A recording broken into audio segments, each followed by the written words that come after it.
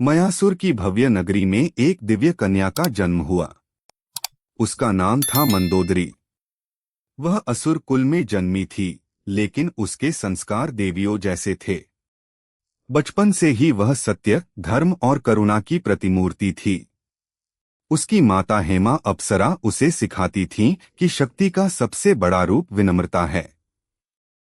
समय बीता और मंदोदरी के रूप, बुद्धि तथा गुणों की चर्चा तीनों लोकों में होने लगी। उसी समय लंका का पराक्रमी राजा रावण अपने साम्राज्य का विस्तार कर रहा था। वह विद्वान था, शिवभक्त था, परंतु उसके भीतर अहंकार भी बढ़ता जा रहा था। एक दिन रावण की भेंट मयासुर से हुई। वहीं उसने पहली बार मंदोदरी को देखा। उसके सौंदर्य से अधिक उसके तेज और शालीनता ने रावण को प्रभावित किया। मयासुर ने उचित विचार विमर्श के बाद वैदिक रीति से दोनों का विवाह कर दिया। विवाह के बाद मंदोदरी लंका की महारानी बनी। उसने महल में धर्म, न्याय और मर्यादा का वातावरण बनाए रखने का प्रयास किया। वह अपने पति का सम्मान करती थी और उसे सदा धर्म के मार्ग पर चलने की सलाह देती थी। रावण भी उसकी बुद्धिमत्ता की प्रशंसा करता था, किंतु धीरे धीरे उसका अभिमान बढ़ता गया। समय के साथ रावण ने अनेक विजय प्राप्त की। देवताओं तक को परास्त कर उसने स्वयं को अजेय समझ लिया। मंदोदरी बार बार उसे समझाती, स्वामी, शक्ति तभी तक महान है जब तक उसके साथ विनम्रता और धर्म जुड़े हों। अहंकार सबसे बड़े साम्राज्य को भी मिट्टी में मिला देता है। रावण मुस्कुराकर उसकी बात टाल देता। कुछ वर्षों बाद उनके पुत्र मेघनाद, इंद्रजीत का जन्म हुआ। मंदोदरी ने उसे धर्म, शौर्य और विनम्रता का पाठ पढ़ाया।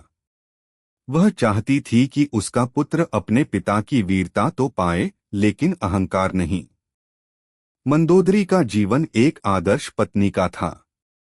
वह अपने पति के दोषों को जानती थी, फिर भी उसे सही मार्ग दिखाने का प्रयास कभी नहीं छोड़ती थी। यही उसकी पतिव्रता का सबसे बड़ा प्रमाण था, अंधा समर्थन नहीं, बल्कि धर्म का आग्रह। विभिन्न रामायण परंपराओं में उसे एक बुद्धिमान, धर्मनिष्ठ और सदाचारिणी रानी के रूप में वर्णित किया गया है, जिसने रावण को बार बार सीता को लौटाने और विनाश से बचने की सलाह दी। समय के साथ लंका स्वर्ण से जगमगाने लगी। चारों ओर वैभव, समृद्धि और विजय का डंका बजता था। रावण स्वयं को तीनों लोकों का सबसे शक्तिशाली राजा मानने लगा।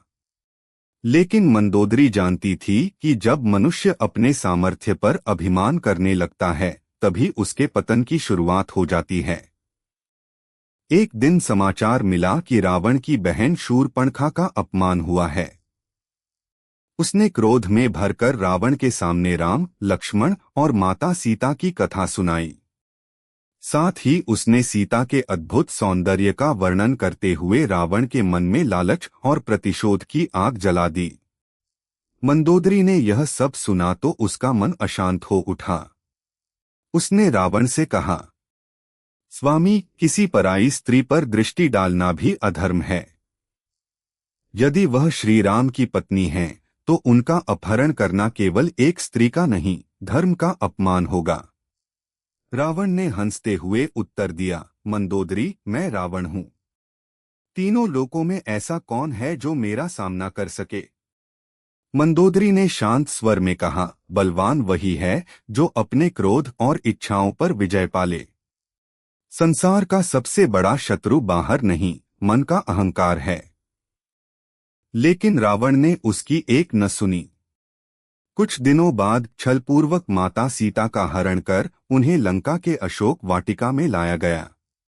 जैसे ही यह समाचार महल पहुंचा, मंदोदरी का हृदय कांप उठा।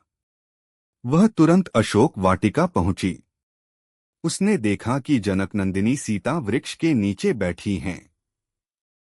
उनके नेत्रों में पीड़ा थी, पर चेहरे पर अद्भुत तेज था। मंदोदरी ने उनके प्रति सम्मान प्रकट किया। वह समझ गई कि यह कोई साधारण स्त्री नहीं, महान पतिव्रता है।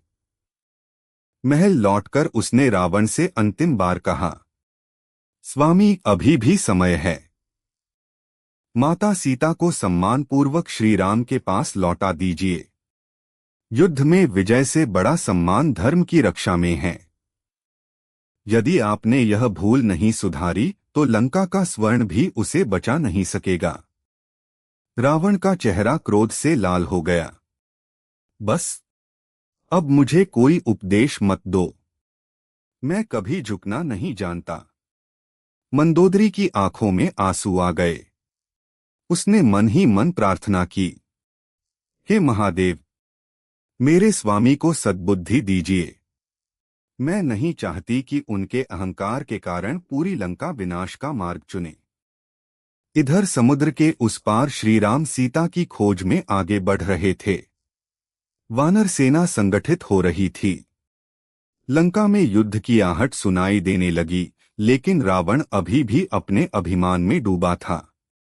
मंदोदरी जानती थी कि अब समय बहुत कम बचा है। फिर भी उसने आशा नहीं छोड़ी। एक पतिव्रता पत्नी होने के नाते वह अंत तक अपने पति को धर्म के मार्ग पर लाने का प्रयास करती रही।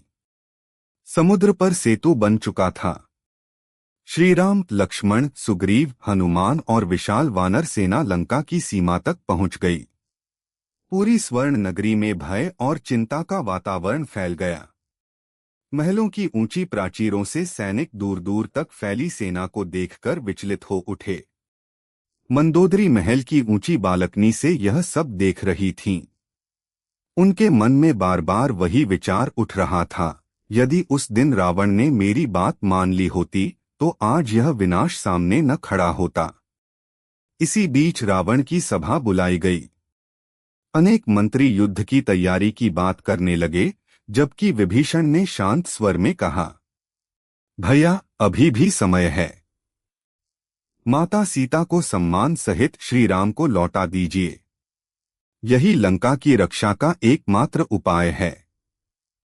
रावण क्रोध से कांप उठा। उसने विभीषण का अपमान किया और उन्हें राज्य से निकाल दिया। जब यह समाचार मंदोदरी तक पहुंचा तो उनकी आंखें भर आईं। उन्होंने रावण से कहा, स्वामी, जिसने सदैव आपका हित चाहा, आज आपने उसी को अपना शत्रु बना दिया। सत्य बोलने वाला कभी शत्रु नहीं होता। रावण ने कठोर स्वर में कहा, जो मेरा विरोध करे वह मेरा भाई नहीं हो सकता। मंदोदरी समझ गईं कि अब रावण का विवेक पूरी तरह अहंकार के अंधकार में डूब चुका है। कुछ ही दिनों बाद युद्ध आरंभ हो गया। रणभूमि में शंखनाद गूंज उठा। एक एक करके लंका के महान योद्धा युद्ध में उतरने लगे। हर दिन किसी न किसी वीर के वीरगति प्राप्त करने का समाचार महल तक पहुंचता। मंदोदरी महादेव के मंदिर में घंटों बैठकर प्रार्थना करती, हे नीलकंठ, यदि मेरे पतिव्रत का कुछ भी प्रभाव है तो मेरे स्वामी को सत्य का मार्ग दिखाइए। युद्ध से पहले उनका हृदय बदल दीजिए। लेकिन नेति अपना मार्ग चुन चुकी थी। फिर वह दिन आया जिसने मंदोदरी के हृदय को तोड़ दिया। उनके वीर पुत्र मेघनाद, इंद्रजीत युद्धभूमि में लक्ष्मण के हाथों वीरगति को प्राप्त हुए। जब यह समाचार महल पहुंचा तो मंदोदरी के पैरों तले जमीन खिसक गई। उन्होंने पुत्र के निर्जीव शरीर को देखा और फूट फूट कर रो पड़ी। उन्होंने रावण की ओर देखा और भर्राए स्वर में कहा, स्वामी, यह केवल मेरे पुत्र की मृत्यु नहीं है। यह आपके अहंकार की पहली बड़ी कीमत है। क्षण भर के लिए रावण की आंखें भी नम हुईं, लेकिन अगले ही पल उसका क्रोध और प्रतिशोध पहले से अधिक प्रज्वलित हो उठा। मंदोदरी समझ गईं कि अब विनाश को कोई नहीं रोक सकता। उस रात पूरी लंका शोक में डूबी थी। स्वर्ण महलों की चमक भी फीकी पड़ गई थी। मंदोदरी ने आकाश की ओर देखकर कहा, हे प्रभु, जब राजा का विवेक नष्ट हो जाता है तब उसके साथ पूरा राज्य भी दुर्हक भोगता है। उन्हें आभास हो चुका था कि अब अंतिम और सबसे भयानक युद्ध निकट है, एक ऐसा युद्ध जो केवल रावण का ही नहीं बल्कि लंका के अभिमान का भी अंत कर देगा। अगली सुबह लंका का आकाश धूल और धुएं से भर गया। रणभूमि में शंखनाद गूंज उठा। एक ओर श्री राम थे, धर्म, सत्य और मर्यादा के प्रति। दूसरी ओर रावण, अद्भुत विद्वान, महान शिवभक्त, लेकिन अहंकार से अंधा हो चुका सम्राट। महल में खड़ी मंदोदरी ने अंतिम बार रावण से कहा, स्वामी, आज भी यदि आप माता सीता को सम्मानपूर्वक लौटा दें और श्री राम से क्षमा मांग लें, तो इतिहास आपको पराजित नहीं बल्कि महान कहेगा। रावण मुस्कुराया और बोला, मंदोदरी, मृत्यु स्वीकार है पर झुकना नहीं। मंदोदरी की आंखों से आंसू बह निकले। उन्होंने समझ लिया कि अब नेति अपना अंतिम निर्णय सुनाने वाली है। युद्ध आरंभ हुआ। दोनों महायोद्धाओं के बाणों से आकाश कांप उठा। देवता, ऋषि और गंधर्व भी उस युद्ध को देख रहे थे। कई प्रहर तक युद्ध चलता रहा। अंततः वह क्षण आया जब श्री राम ने दिव्य अस्त्र का संधान किया। वह बाण रावण के हृदय को भेद गया। विशालकाय रावण धीरे धीरे भूमि पर गिर पड़ा। उसके साथ ही उसके अहंकार का भी अंत हो गया। लंका में सन्नाटा छा गया। जब यह समाचार मंदोदरी तक पहुंचा तो वह दौड़ती हुई रणभूमि में पहुंची। उन्होंने अपने पति का सिर अपनी गोद में रखा। उनकी आंखों से अश्रुधारा बह रही थी। उन्होंने कांपते स्वर में कहा, स्वामी, मैंने आपको कभी छोड़ना नहीं चाहा। मैंने हर बार आपका साथ दिया, लेकिन हर बार आपको धर्म का मार्ग भी दिखाया। काश आपने मेरी एक बात मान ली होती। आज हमारा पुत्र जीवित होता, लंका सुरक्षित होती और आपका यश अमर रहता। मंदोदरी ने रावण के गुणों को भी याद किया। वह जानती थी कि वह केवल अत्याचारी नहीं था, वह महान विद्वान, श्रेष्ठ वीणावादक और परम शिवभक्त भी था। परंतु एक दोष, अहंकार, उसके सारे गुणों पर भारी पड़ गया। श्रीराम स्वयं मंदोदरी के पास आए। उन्होंने अत्यंत सम्मान के साथ कहा, महारानी, आप सच्ची पतिव्रता हैं। आपने सदैव धर्म का साथ दिया और अपने पति को अधर्म से रोकने का प्रयास किया। किसी के पाप का दोष उस पर नहीं आता जिसने उसे रोकने का पूरा प्रयास किया हो। आपका सम्मान सदैव रहेगा। मंदोदरी ने हाथ जोड़कर श्री राम को प्रणाम किया।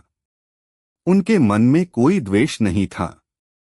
उन्होंने स्वीकार कर लिया कि धर्म की विजय ही संसार का शाश्वत नियम है। कुछ समय बाद लंका का राज्य विभीषण को सौंप दिया गया। मंदोदरी ने भी लंका के पुनर्निर्माण में सहयोग दिया। उन्होंने शेष जीवन वैभव में नहीं, बल्कि सेवा, संयम और धर्म के मार्ग पर बिताया। वह आने वाली पीढ़ियों को यही सिखाती रहीं। पति का साथ देना पतिव्रता का धर्म है, लेकिन अधर्म में उसका समर्थन करना नहीं। सच्ची पत्नी वही है जो प्रेम के साथ सत्य भी कह सके, चाहे वह सत्य कितना ही कठोर क्यों न हो। समय बीत गया, पर मंदोदरी का नाम इतिहास में एक ऐसी नारी के रूप में अमर हो गया जिसने अपने पति से अटूट प्रेम किया, फिर भी धर्म का साथ कभी नहीं छोड़ा। कहानी से शिक्षा। अहंकार सबसे महान व्यक्ति का भी पतन कर सकता है। सच्चा प्रेम अंधा समर्थन नहीं, बल्कि सही मार्ग दिखाने का साहस है। धर्म और सत्य अंततः विजय प्राप्त करते हैं। मंदोदरी का जीवन बताता है कि एक पतिव्रता स्त्री अपने कर्तव्य का पालन करते हुए भी सत्य का साथ नहीं छोड़ती।